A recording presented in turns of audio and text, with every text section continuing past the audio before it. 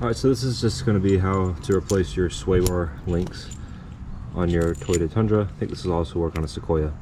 I started getting some noise up from the front. So what it was is this link was wearing out, the rubber and everything, so when I would turn the wheel left, I could hear like a clunking sound, sometimes a squeak or like a bumping noise.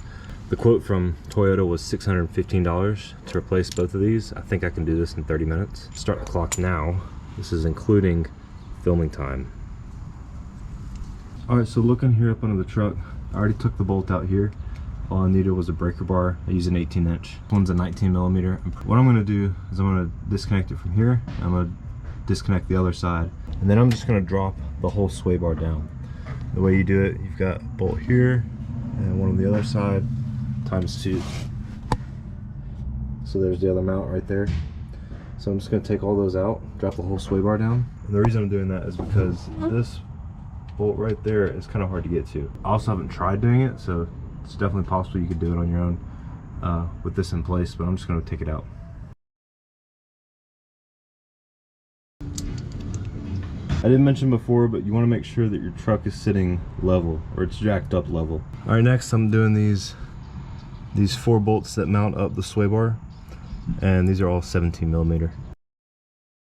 It's pretty stuck, so I noticed this groove on the left side of it right here, so I think I should be able to slide it out even without that bolt fully removed. All right, so it did come out. I didn't even mean to do this. All I was doing was trying to loosen it over here with my big screwdriver, and the entire sway bar just fell down, and I didn't mean to do that either. So it's super easy to pull out at this point. So there you have it. You don't have to remove that one or that one because of these slots right here. It's cracked kind of all the way around. There's like a tear down there at the bottom. On the other side it's the same thing. You can see the tear, maybe able to see the cracks. You start seeing the grease that's coming out of the boot right here. It's kind of the same thing here on the other side, torn down here, cracked up there at the top. Now we're going to put the new one on. All right, now from here it's time to go back on. So now before I tighten up the mounting bolts, I'll go ahead and get this in place and tighten these up. All right, as you can see here, I did something really dumb. I can't move this above here because it's already mounted. So I'm gonna skip this part, but I'm gonna take it back down, put this part up above here, and then remount it. So from here, get you a screwdriver or something and get these holes lined up. Put the new bolts in and tighten these down to what I read was 89 foot-pounds. And then that's all it is. Do both sides, tighten up, you're good to go. All right, so some bonus.